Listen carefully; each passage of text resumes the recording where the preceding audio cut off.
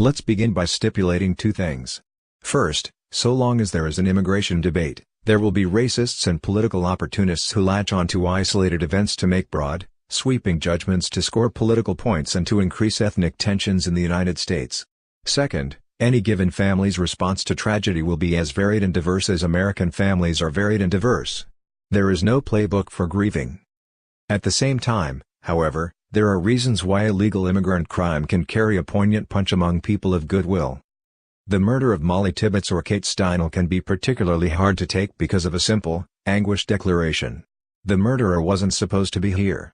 I'm reminded of the pain that people feel when, for example, they find out, in different crimes, that the police didn't follow up on a lead or a prisoner was wrongly released on parole. The feeling is palpable. This person wasn't supposed to be on the streets. In the immigration context, that pain is magnified because Americans know that for years immigration enforcement has been lax.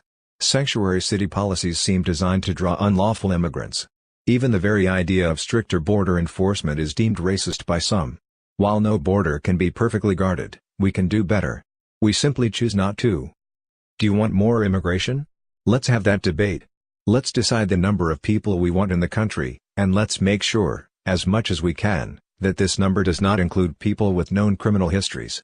Americans know that no population is perfect. We know that a certain number of legal immigrants will commit crimes, just as a certain number of native-born Americans will commit crimes. But there is a difference between doing due diligence and no diligence at all. In fact, while it's difficult to get precise data on the extent or rate of illegal immigrant crime in this country, information from even the most illegal immigrant-friendly sources shows that legal immigrants commit homicide at lower rates than illegal immigrants. Screening makes a difference. To an extent, Americans have priced in the existence of crime in this country. We know some neighborhoods are more violent than others. We know some behaviors are more risky than others. But we also know that there's no way to live an entirely risk-free life. Crime will happen. But there are things that blow our risk calculus. There are things that can focus anger not just at the criminal who committed the crime but at larger failures that needlessly amplified the danger.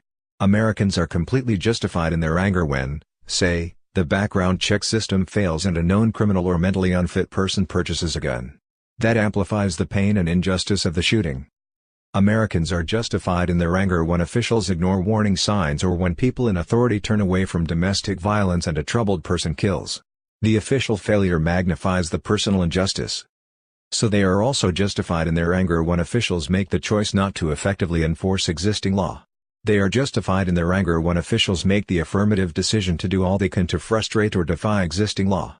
They are further justified in their anger when the very plea to just enforce the laws passed by Congress and signed by the President is deemed to be nothing more than the hateful, desperate cry of a fading white majority. Again, none of this means that any given family will agree with this sentiment. There are indications that members of Molly Tibbetts' family don't want her name in the national political conversation. We've seen grieving families take opposite sides of virtually every contentious issue surrounding crime and punishment. But it's a profound mistake to listen to the grieving voices that reinforce your worldview and ignore the others, or to believe that the elevation of opposing voices is necessarily driven by bad faith.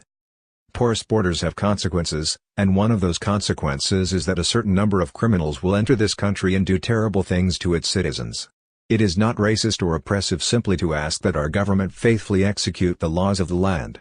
Otherwise, there is no good answer to the next anguished family that asks a simple, heartrending question about the man who killed their child. Why was he here?